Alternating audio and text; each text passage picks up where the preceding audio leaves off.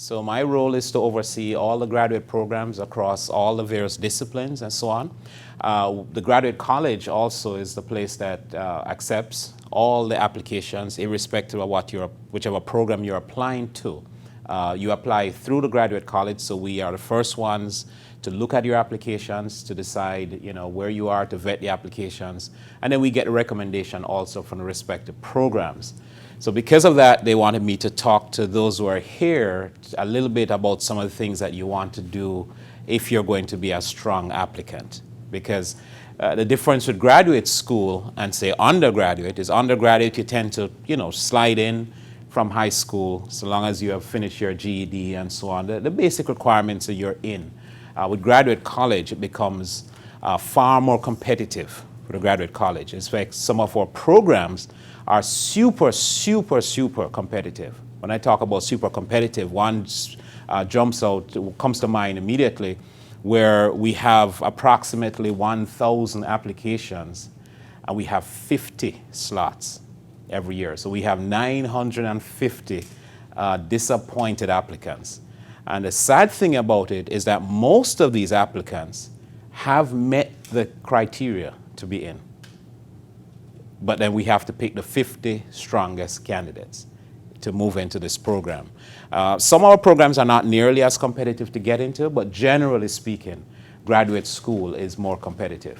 It's harder to get in. It's not just a matter of meeting the basic requirements. A lot of our students, prospective students, often call us, crying, hey, you tell me that I need this, this, this. I have met them, but I'm not in. So the idea of this presentation is just to give you some tips as to how you can be a truly outstanding applicant, how you can move your application from the bottom of the pile, as it were, to the top of the pile, so that you get even greater consideration. And by no means will we cover every single thing. These are just some of the pertinent things that will make the difference in your application. But before we even talk about how to become a really good applicant, why should you be an applicant? That's the first thing. Why are you here? Why do you want to go to graduate school?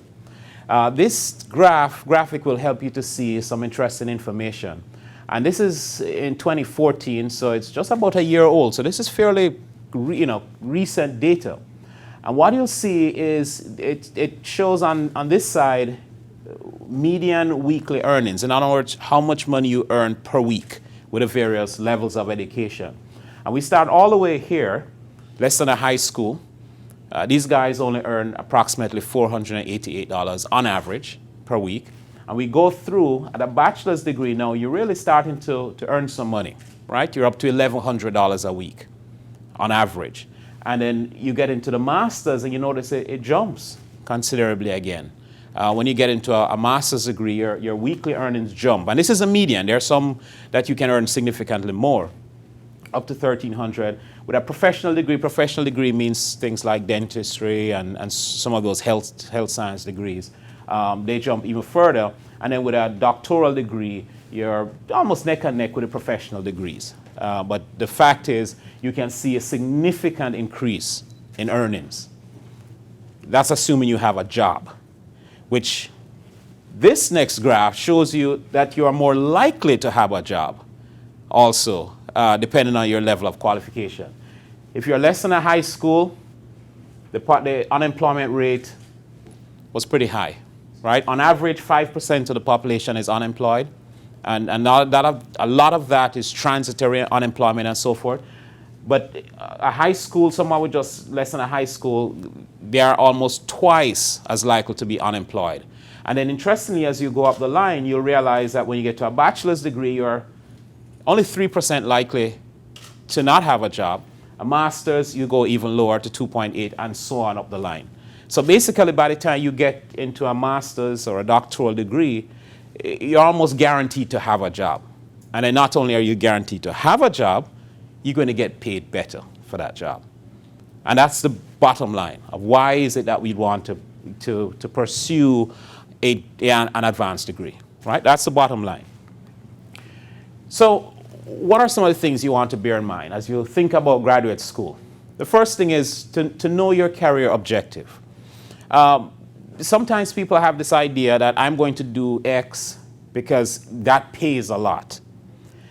But there are not many things that are worse than having a bad job. Not many things worse. Maybe a bad marriage might be the worst, a little worse. But if you get up every Monday morning and you're heading to a job that's just you absolutely hate this job, there's not much worse your life can get. So it's not just a matter of picking a career objective because that makes more money or, that's the in thing. It's, am I suited for this? Is this something I would like to do? Is this something I would enjoy doing?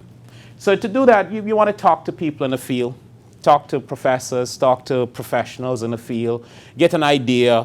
We're in the internet age now. You can get a lot of information by researching more than one source, not just stick to one source. You want to take different opinions so you get an idea of what's best for you. Look at the programs, take free practice exams, review applications.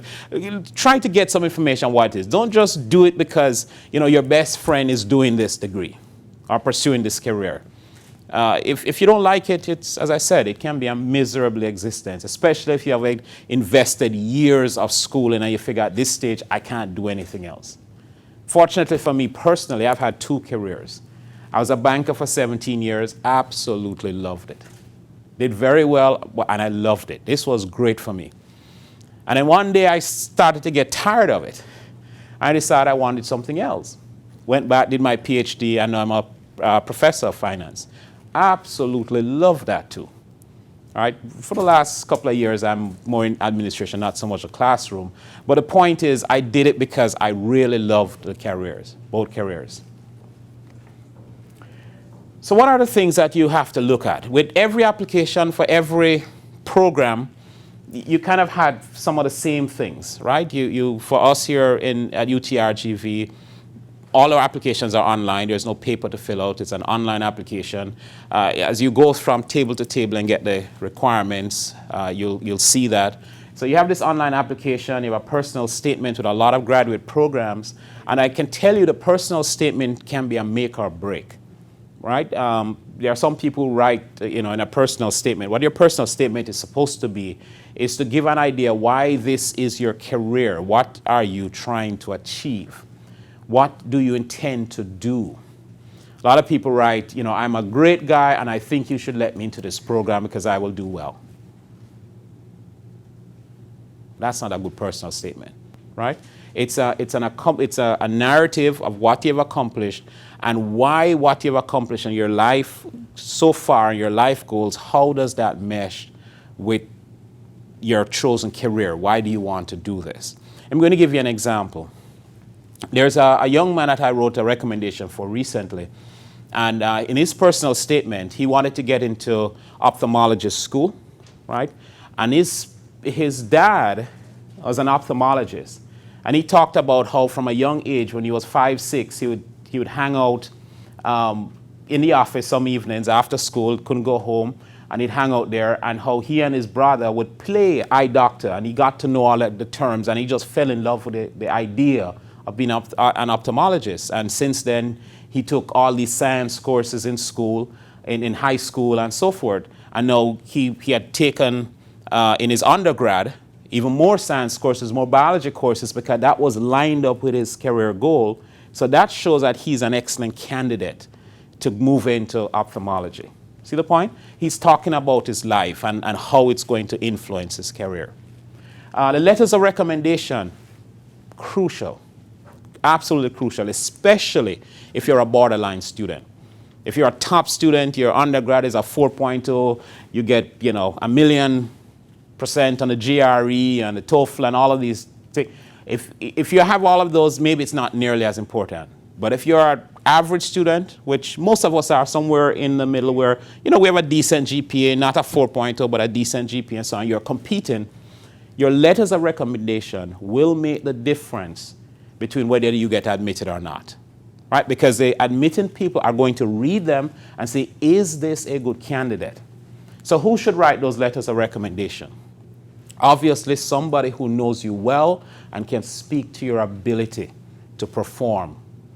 Not your mother who loves you dearly and it's going to say, you know, this is my son, he's a great kid, I know him for the last 40 years or however old you are, you know, but you want somebody who has professional standing, especially in the area, who can talk to your ability.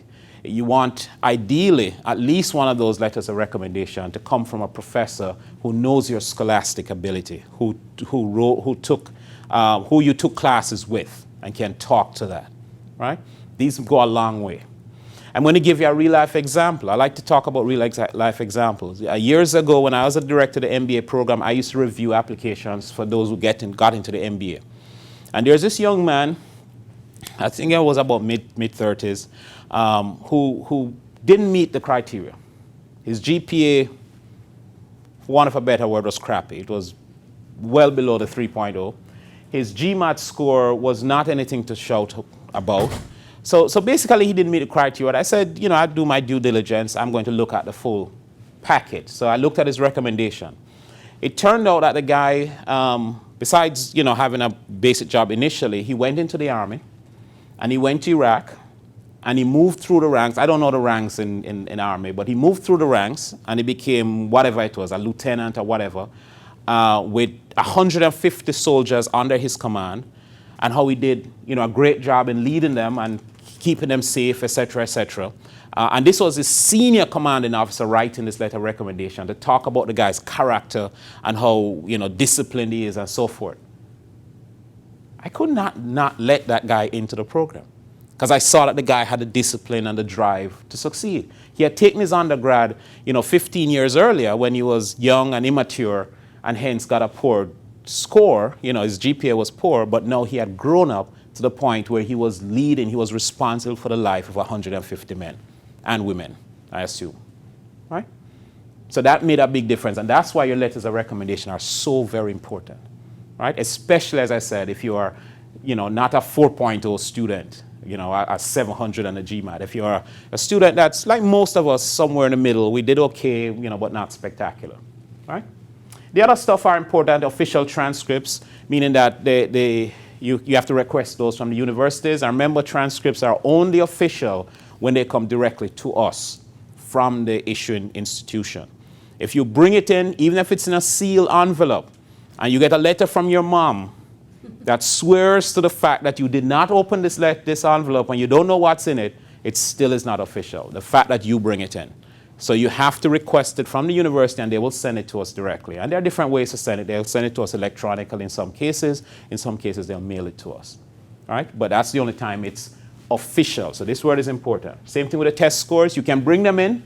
When you take the test score and take the GMAT or the GRE, you'll get, you know, something right there that tells you how much you got. You can bring those in. We can look at them. We can start to process your application. But your application is not complete until we get the one directly from the testing center. Or if you're a student here at UTPA or UTB and you're applying for UTRGV, no, you don't need to request your transcript. All you need to put in your application is that you are a student of that. We already have your transcript. We can look at it on the screen electronically and we can process your application. We don't need to print a transcript. Same thing with your resume or CV. Take some time and do it. Be careful. Make sure you do it properly. There are many examples you can look up on, you know, online and so forth.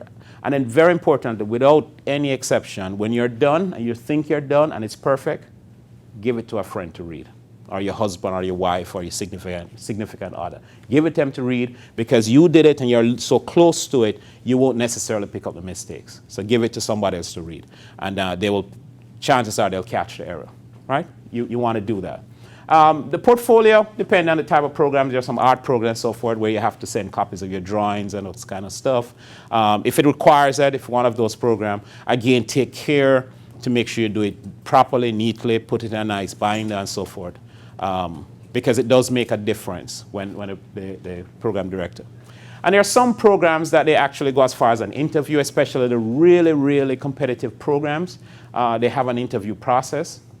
And again, you take the interview seriously, you come prepared, you know the stuff that you have sent in, make sure you're very familiar with it, because oftentimes they're going to ask you questions about something they saw on your CV or your resume, or they're going to ask you about your personal statement, right? So you want to take it seriously, you want to dress appropriately, treat it like you're going for a business interview, right? So that you look like you're all business-like and you're going to do it. I'm not saying you have to go and buy a new tuxedo or something, but go prepared to do it. You're not going to a party to do it, right? Some are more specific details. I did summarize them, but I'll leave that up so you can see some of the specific questions that are going to be covered. I did cover all of those questions, right? Demonstrate your abilities, right? Experiences that demonstrate your abilities. Very importantly, shows you're selling yourself, for want of a better word, right? That's what you're doing. You're trying to tell the program, hey, I am the best thing for this program. I'm the best person to come in here. So that's why you need to have all of those. And again, I did emphasize this: grammar, spelling errors, right? We all make errors, right? I think my command of the English language is absolutely top-notch, right? I can write very well, but I still make errors every now and then, right? So when you're done, spell check. But spell check doesn't mean it's error-free, as you all know. So give it to somebody. Give it to a close friend, right? A close friend, a relative, somebody, and say, read this to me, and what do you think of me? Know that you've read this. What do you think of me, right? And they'll give you positive feedback, especially if it's a person that's really honest with you. The same thing with recommendation letters. I told you, I've just given you more specifics on them. Look at this one: demonstrate an established personal relationship, so the person can really speak to you. The example I gave a while ago about the soldier, his commanding officer knew him pretty well. They were out in the field in Iraq or Afghanistan, I don't remember where it was. I could speak to the guy's ability to perform under pressure, his ability to lead and so on. You don't want these generic letters, right, where they just write a line or a paragraph.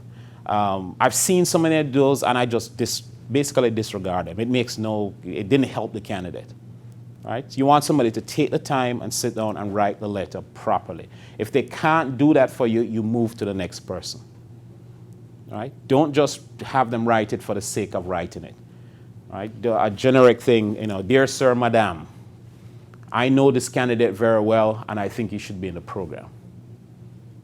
You really haven't said anything, right? So that's why you want a detailed letter. About what do you do in order to get the person to write the letter to you. You provide them a lot of information. If they know you well, they'll know a lot of the stuff, but you provide additional information, right? A copy of your personal statement, because there are some things that they might not necessarily realize that you think is important, you want to highlight. The young man I was telling you recently that I wrote the recommendation letter for ophthalmologist school, I didn't know about him when he was 5 years old.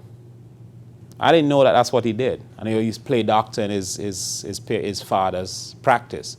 But he gave me a copy of his personal statement. I requested it, actually, right?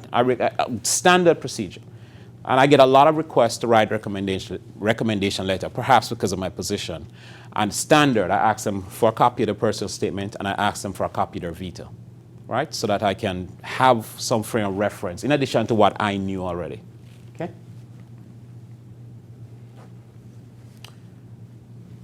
This is a key one. Is it better for me to waive my legal right to see the letters of reference? Usually a lot of applications, certainly with our applications here, the candidate will have a button to check or not check if you waive your right to see or not see the recommendation letter.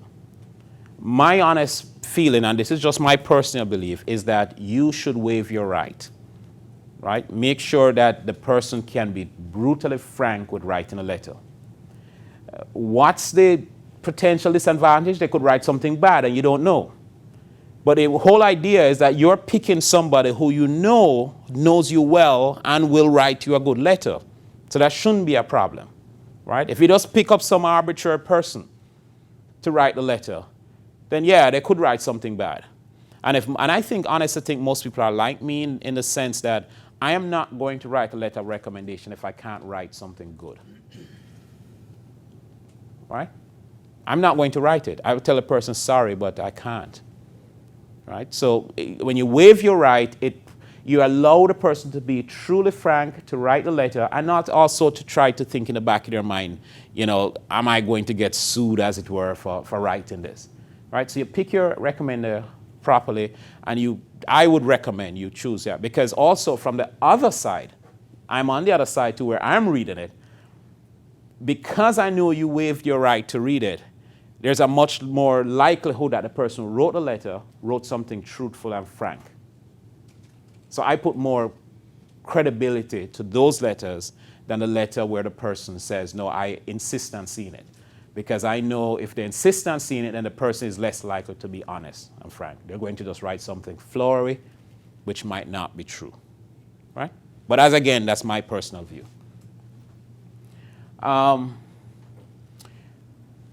When should you get the letters? It depends, it varies. Sometimes the letters that are old might not be as relevant. But you want to stay in touch with at least one or two of your professors, preferably ones that you know you had a relationship with, that you did well in their class, so that when you need a letter recommendation, you can write them. I still have students who graduated from my class 10 years ago who write me still.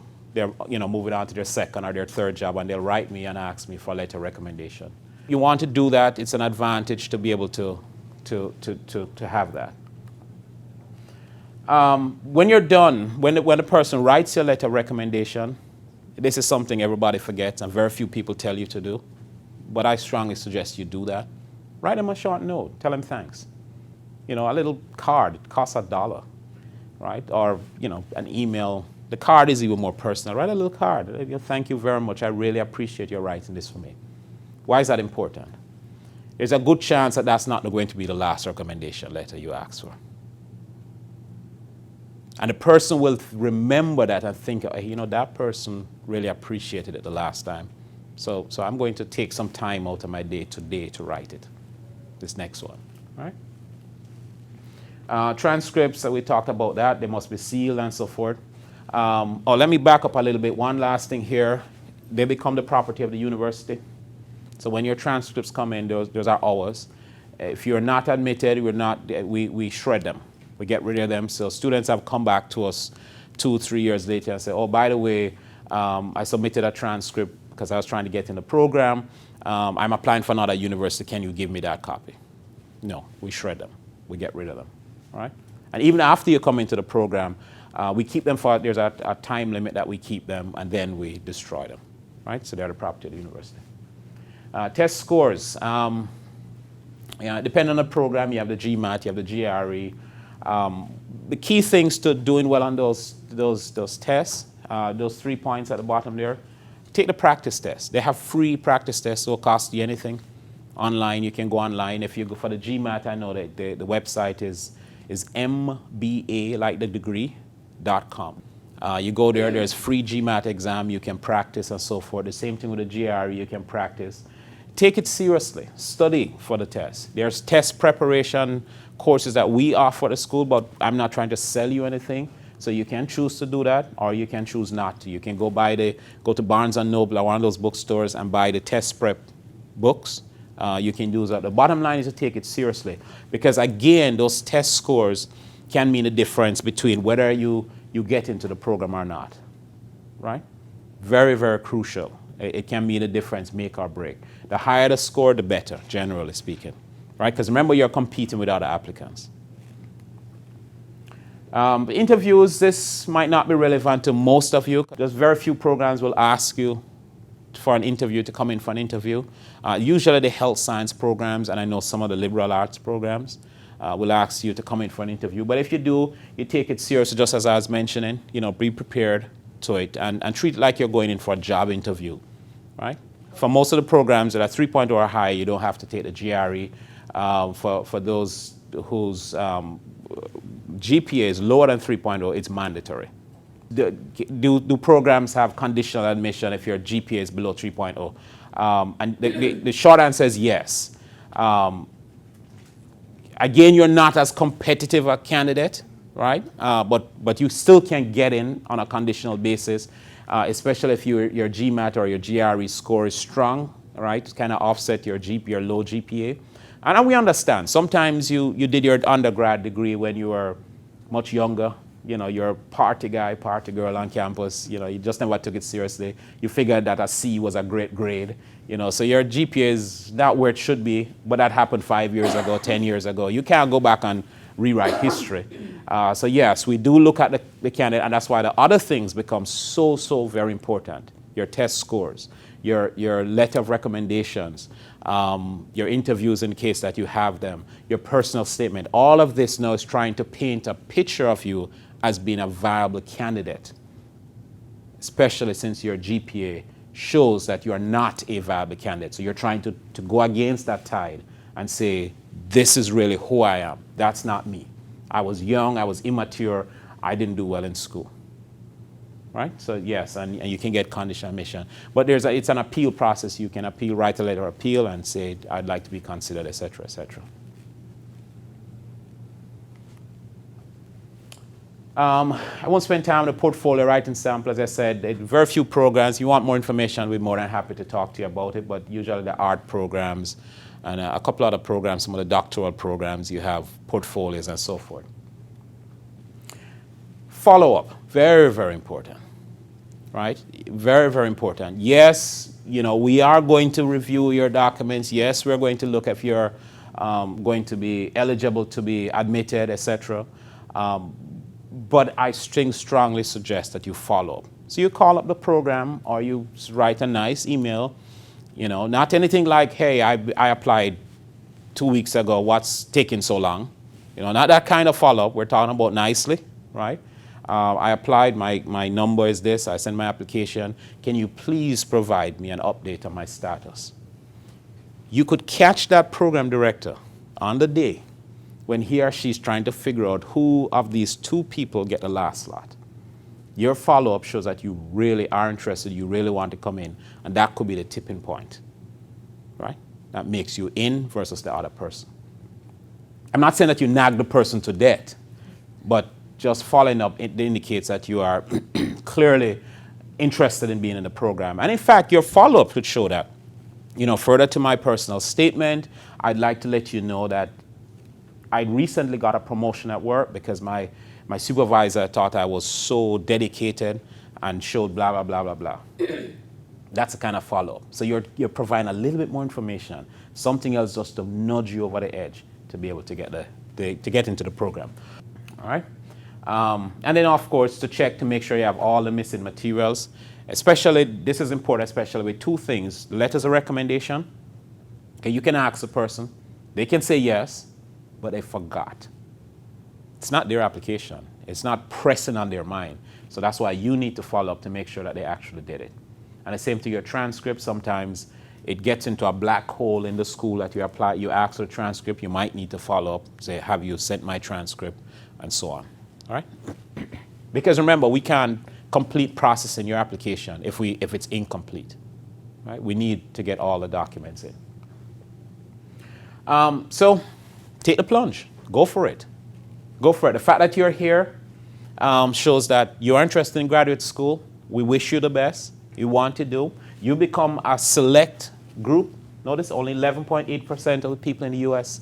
have a post-baccalaureate degree. So you're going to be in a special class. That's part of why you get paid more, right? That's part of why you have job security, because you are in an elite class of people by having a post-baccalaureate degree, right? A master's degree. And then by the time you get to doctorate, you're probably somewhere, I don't know the exact statistics, but I think it's somewhere in the top 1 or 2% of the country that has a doctoral degree, right? So that's why you want to go for it. Besides our traditional semesters of spring, fall, summer, but there are some of our programs that are available in an accelerated format. What that means is that your traditional 16-week semester, if you took, say, the fall and you have 16 weeks, the semesters are being compressed to 7 weeks. So you're the same material that you'd have covered in 16 weeks, you cover in 7 weeks instead. So basically what that does is allow you to take 2 semesters. We call them modules just to separate the name. You can take 2 semesters in 1 semester. So you have a module 1 in the fall and a module 2. Same thing in the spring and the summer. What that does is accelerate your time through the degree. So you can finish all the degrees that we have in that format, you can finish in 1 year, 1 calendar year, if you took 2 classes at a time. And that's a maximum. We don't allow you to take more than 2 because in 7 weeks it's intense. It's a lot of work to do in 7 weeks for one class, much less 2. So if you took 2 classes per module, you'll be finished in less than a calendar year, right? Currently, we have options in health science, a Master's of Science in Health Science with a business concentration. We have the MBA with different flavors of it offered in that format. We have, in the education realm, we have special education, MED in special education, and we have the public affairs program, right? So those are the 4 main programs that we currently have. We're going to be adding a number of more education programs. There's going to be a CNI, curriculum and instruction, with a math concentration, science concentration. There's going to be an MED in ed leadership. There's going to be an ed diagnostician. We're going to offer some nursing programs. It's going to have a Master of Science in Nursing. We should have a RN to BSN. We're going to be launching also the social work, a Master of Science social work, and so on. So several more programs that will be offered in this format. The matriculation requirement is the same, meaning that whatever the program requirements were to get in your traditional program, it's the same to get into these accelerated programs.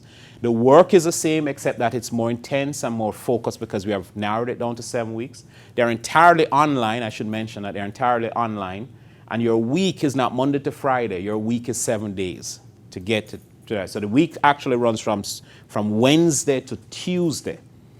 And the reason for that is that the bulk of your assignments will fall over the weekend to give you that week, because a lot of people work full time. So that's why it's designed that way. There's some thought put into that. But the point is you do it. And when you're done, your degree is the same as if you did on campus, right? So if you did an MBA, for example, it's still going to be an MBA. Whether you do it in this format, you do it in a traditional format. Well, hope you guys go for the plunge, right? I can tell you my personal experience, right? I started graduate school in less than a semester. I think in the 2nd month of my 1st semester, life intervened. And I wrote the university officially and says, I'd like to drop out. I'll come back the next semester. It took me 10 years to go back, right? That's what happens. Life intervenes. And if you delay and take the next semester, believe me, your children are not going to grow up by the next semester, right? You're not going to become a millionaire by the next semester, and so on. So you keep, if you're not careful, you keep pushing it and delaying it.